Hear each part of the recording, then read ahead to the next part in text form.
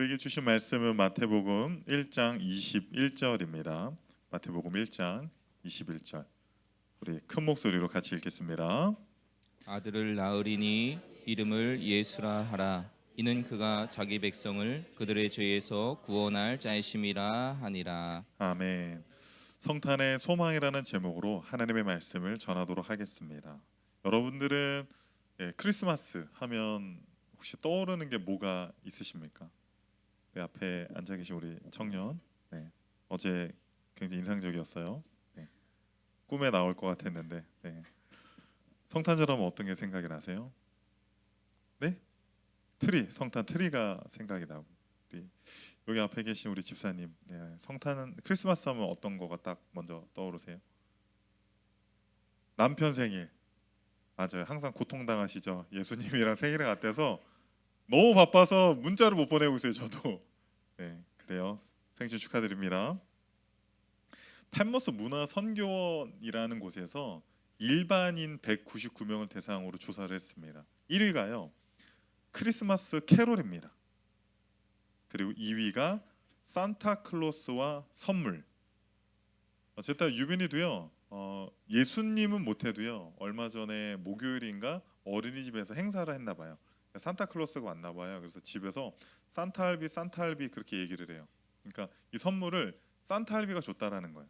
사실은 부모님이 준 건데 그렇게 아직까지는 믿고 있습니다. 3위 정도 되면 이제 예수님이 나와야 되는데 3위 역시도 크리스마스 파티. 파티. 충격적으로 예수님은요 4위였어요. 17%밖에 되지 않았습니다.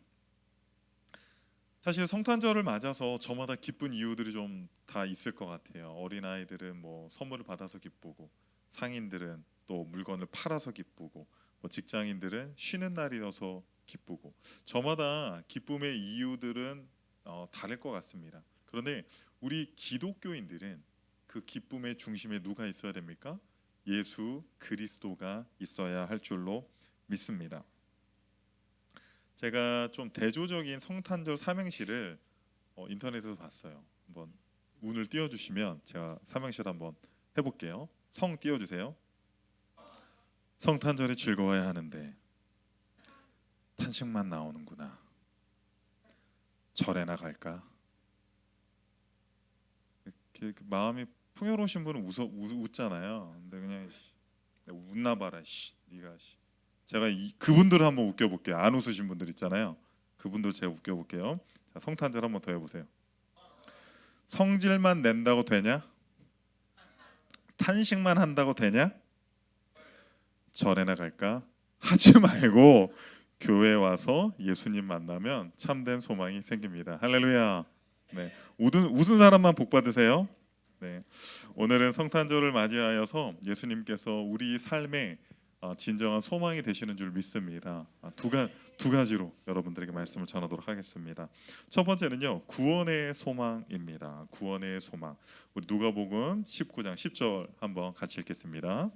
인자가 온 것은 잃어버린 자를 찾아 구원하려 함이니라. 그러니까 예수님께서 이 땅에 오신 이유는 성경에 너무나도 명확하게 그냥 기록이 되어 있어요. 예수님께서 오신 이유는 뭡니까? 잃어버린 자들을 구원하기 위해서 이 땅에 오셨다라는 거예요. 그럼 잃어버린 자들이 누굽니까? 잃어버린 자들 오늘 본문에 나옵니다. 마태복음 1장 21절 같이 읽겠습니다. 아들을 낳으리니 이름을 예수라 하라. 그가 자기 백성을 그들의 죄에서 구원할 자이심이라 하니라. 그러니까 이 본문을 통해서 잃어버린 자들은 누구예요? 자기 백성인데 죄에 빠진 하나님의 백성들이라고 우리들에게 이야기하고 있다라는 거예요. 우리는 원래 하나님께서 어저께도 설명드렸지만 우리를 태초에 창조하실 때 보시기에 심히 좋았더라라고 말씀하실 정도로 하나님께서 너무나도 기뻐하시는 존재였지만 죄로 말미암아 더 이상 하나님께 다가갈 수 없는 그런 잃어버린 자가 되었다라는 거죠. 너무나도 긴 기다림 끝에 2000년 전에 예수 그리스도께서 이 땅에 오심으로 말미암아 이제는 그 구원의 약속이 성취되는 날이 이 성탄절이 되었다라는 것입니다. 그런데 여러분, 예수님께서 이 땅에 오셨는데 모두가 예수님을 만날 수 있었을까요? 심지어 2000년 전에 예수님께서 이 땅에 오셨음에도 불구하고 조금만 관심을 가져도 그분을 만날 수 있음에도 불구하고 예수님을 만나는 사람이 있었고 또 만나지 못하는 부류가 있었거든요. 세 부류로 제가 좀 설명을 드리도록 하겠습니다. 첫 번째는요, 예수님을 미워하는 사람이 있었어요. 마태복음 2장 1절에서 3절 읽겠습니다.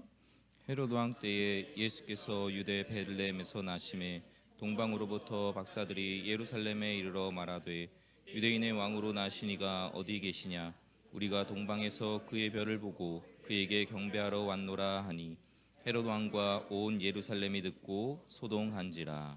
그러니까 헤롯 왕은 메시아 즉 예수님께서 이 땅에 오신다라는 소식을 들었습니다. 그런데 그 소식으로 말미암아 오히려 기뻐하기보다 자신의 권력을 빼앗길 것을 우려하여서 예수님을 죽이려고 했어요. 오히려 예수님을 미워했다라는 거예요. 또 다른 부류가 있습니다. 마태복음 3장 4절에서 5절입니다. 왕이 모든 대제사장과 백성의 서기관들을 모아 그리스도가 어디서 나겠느냐 물으니 이르되 유대 베들레헴이오니. 그 헤롯 왕이 예수를 찾아서 죽이기 위해서 예수가 어디서 나겠느냐, 메시아가 어디에서 오겠느냐라고 물어보니까 어디라고 이야기합니까? 대제사장들과 서기관들이 정확하게 그 위치를 알고 있어요. 베들레헴. 이들이 있었던 곳은 예루살렘인데 이 베들레헴까지 불과 10km 정도밖에 그 거리가 멀지가 않습니다. 걸어서도 충분히 갈 수 있는 거리입니다. 그들은 예수님이 오신다라는 거, 메시아가 온다라는 거, 그리고 그 장소까지도 분명하게 알고 있었음에도 불구하고 그들은 무관심했어요. 예수가 오는 것과 우리가 살아가는 것과 전혀 상관관계가 없다라는 것입니다. 그리고 예수님이 오셨죠. 그리고 여관 주인은 어땠어요? 여관 주인이 만약에 그 예수가 마리아를 통해서 이 땅에 오시는 그분이 예수라고 우리의 구원자라는 걸 알았다면 어떻게 했겠습니까? 마구간에 그 허름한 마구간에 그 지저분한 마구간으로 인도했겠어요?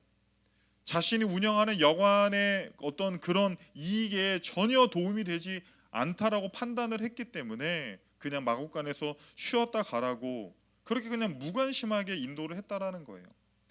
우리의 영적 무관심은요 정말 중요한 것들을 놓치게 됩니다. 바쁘기 때문에, 공부 때문에, 직장 다니는 것 때문에, 여러 다른 일 때문에 우리가 영적 무관심한 것에 빠져 있다라고 한다면 우리는 우리 인생에 있어서 정말로 중요한 것들을 놓치고 살아갈 수도 있다라는 것입니다. 우리가 잘 아는 찰리 채플린은 이런 말을 했습니다. 절망은 마약이다.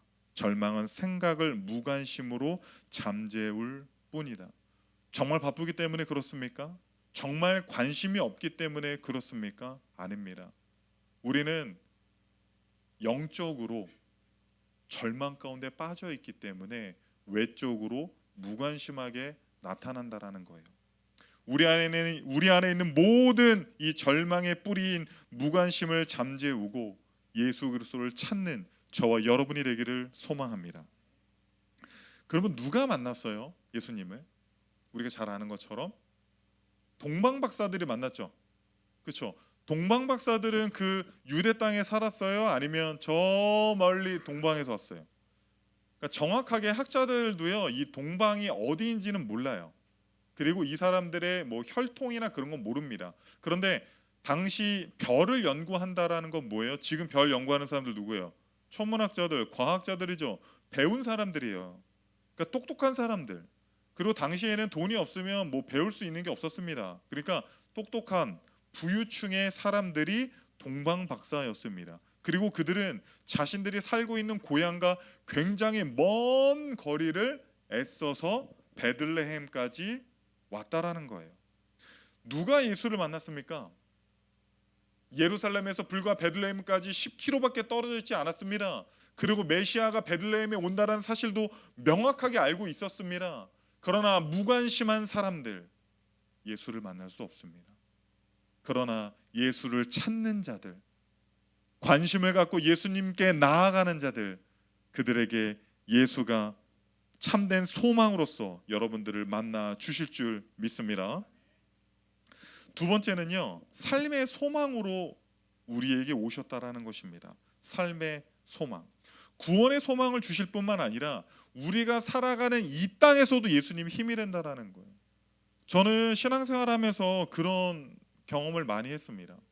분명히 인격적으로 예수님을 만날 때는 나에게 은혜도 주셨고 힘도 주셨지만 막상 이 땅을 살아갈 때는 별로 예수님이 이렇게 힘을 주시는 것 같지가 않은 거예요. 그냥 내가 내 노력으로 내 능력으로 그런 걸로 살아가는 것 같지 전혀 예수님이 주시는 힘과 어떤 능력을 체험하지 못할 때가 훨씬 많았습니다. 그러나 그렇지 않다라는 거예요. 예수님은 우리에게 너가 죽은 이후에 천국에 갈 거야 라고 하고 이 땅에서는 너 혼자 잘 살아봐 라고 하시는 것이 아니라 그 예수 그리스도께서는 구원의 소망 되실 뿐만 아니라 우리가 이 땅에서 살아가는 데 있어서도 힘과 능력과 소망이 되시는 줄 믿으시기 바랍니다. 할렐루야. 오스트리아 정신과 의사이자 심리학자였던 빅터 프랭클 박사는요 2차 세계대전 당시 나치 수용소에 수감되었어요. 그래서 거기 있었던 경험들을 책으로 많이 썼는데요. 그 중에 의미를 찾는 인간의 탐색이라는 보고서에 보면요 이러한 글귀가 있습니다. 소망을 포기하는 자는 몸도 마음도 곧 쇠약해졌다. 그러나 끝까지 소망을 가지고 있었던 자는 자신도 건강했고 남까지 도와주었다. 그러니까 그 나치 수용소에서 제대로 먹지도 못하고 입지도 못하고 씻지도 못하는 너무나도 어려운 상황 속에서도 누군가를 돕는 사람이 있었다라는 거예요. 자신의 몸 하나 유지하기에 너무나도 어려운 그런 상황이었지만 남들까지도 도와주면서 힘을 내는 사람들이 있었다라는 거예요. 그 사람들이 누굽니까? 소망을 잃지 않았다라는 거예요. 소망을 잃지 않았다라는 거. 오히려 마음도 상하고 몸도 상해서 거기서 절망의 수렁 속에서 죽어가는 사람들은 누구였어요? 건강한 사람들? 아닙니다. 소망이 없는 사람들. 그러니까 누구 먼저 죽어간 거예요? 죽는 순서가 누구 먼저 순서예요? 소망이 없는 사람들, 소망의 크기가 작은 사람들 먼저 죽어갔다라는 사실입니다. 하박국 선지자는 이렇게 말합니다. 하박국 3장 17절에서 19절 읽겠습니다. 비록 무화과가 무성하지 못하며 포도나무에 열매가 없으며 감람나무에 소출이 없으며 밭에 먹을 것이 없으며 우리의 양이 없으며 외양간에 소가 없을지라도 나는 여호와로 말미암아 즐거워하며 나의 구원의 하나님으로 말미암아 기뻐하리로다. 주 여호와는 나의 힘이시라. 나의 발을 사슴과 같게 하사 나를 나의 높은 곳으로 다니게 하시리로다. 우리는 하박국 선지자의 이 고백을 보면서 뭐 좀 이렇게 어려움이 있었나 보다라고 생각할 수 있겠지만 당시 상황을 보면요 유대는요 바벨론에 의해서 완전히 멸망했습니다. 나라가 멸망했어요. 국가의 소망도요. 여러분 국가가 없는데 개인의 소망이 존재합니까? 식민지 포로로 끌려가기에 일보 직전입니다. 그 어떤 사람도 소망을 이야기할 수 없고 그 어떤 사람도 감사와 기쁨을 이야기할 수 없는 그 순간에서도 하박국 선지자는 뭐라고 이야기합니까? 나의 구원의 하나님으로 말미암아 우리의 나라가 잘 살기 때문에 강대국이기 때문에 우리가 먹고 사는 것이 안정되고 보장되기 때문에 우리가 기뻐하는 것이 아니라 나라를 잃은 슬픔 가운데서도 개인의 소망을 찾아볼 수 없는 그 암흑의 상황 속에서도 하박국 선지자의 고백, 나의 구원의 하나님으로 말미암아 기뻐한다라고 하는 믿음의 고백을 저와 여러분이 했으면 좋겠습니다. 사도 바울 역시도 비슷한 고백을 합니다. 빌립보서 4장 12절 읽겠습니다. 나는 비천에 처할 줄도 알고 풍부에 처할 줄도 알아. 모든 일 곧 배부름과 배고픔과 풍부와 궁핍에 처할 줄 아는 일체의 비결을 배웠노라. 우리 뭐 믿는 사람이나 믿지 않는 사람들이나 잘 아는 말씀 있죠. 내게 능력 주시는 자 안에서 내가 모든 것을 할 수 있느니라. 이 말씀의 배경이 이거라는 거예요. 우리는 내게 능력 주시는 자 안에서 어떤 큰 일, 막 대단한 일을 우리가 할 수 있다라고 그렇게 좀 야망에 찬 목소리로 그 고백을 하기도 합니다. 그런데 사도 바울은 뭐라고 이야기하고 있어요? 비천에 처할 줄도 알고 좀 없이 살 수도 있다라는 거예요. 그리고 풍부에 처할 줄도 알고 배부를 수도 있지만 배고플 수도 있고, 그러니까 일이 잘 되나 일이 잘 되지 않으나 우리 입술에서 어떤 고백이 있어야 된다라는 거예요. 내게 능력 주시는 자 안에서 내가 모든 것을 할 수 있다라는 거예요. 수능 시험을 보고 좋은 대학에 합격한 사람만이 이 고백을 하는 것이 아니라, 수능을 망치고 뭐 재수 삼수, 아니 직장에서 안 좋은 일이 있어서 그만두게 되고 하는 사업도 잘 안 돼서 모든 것들이 암흑 속에 빠진 그 사람 역시도 고백할 수 있는 게 뭐예요? 하박국 선지자처럼 나의 구원의 하나님으로 말미암아 기뻐할 수 있습니다. 감사할 수 있습니다. 아무것도 안 되는 그 절망의 상황 속에서도 우리는 믿음의 고백을 할 수 있어야 돼요. 내게 능력 주시는 자 안에서, 따라합니다. 내게 능력 주시는 자 안에서 내가 모든 것을 할 수 있습니다. 할렐루야. 믿으십니까? 우리 주님께서 함께 하시기 때문이에요. 그러므로 우리의 환경을 바라보고 우리가 평가하는 것이 아닙니다. 환경에 따라서 우리의 마음가짐이 바뀌는 게 아니에요. 오직 주님 때문에 우리가 모든 것을 할 수 있다라고 하는 그러한 소망이 저와 여러분의 삶 가운데 있기를 바랍니다. 앞서 말씀드렸던 빅터 프랭클 이 박사님이요, 죽음의 수용소라는 책에서요, 2차 세계대전 당시 본인이 이제 그 강제 수용소에서 노역을 하면서 지냈을 때 유대인들이, 특별히 유대인들이 히틀러가 600만 명이나 되는 유대인들을 학살하지 않았습니까? 거기서 이제 유대인들이 눈물을 흘리면서 탄식하면서 기도하는 것들을 굉장히 많이 봤다라고 합니다. 그들이 이런 기도를 많이 했대요. 하나님, 도대체 어디 계십니까?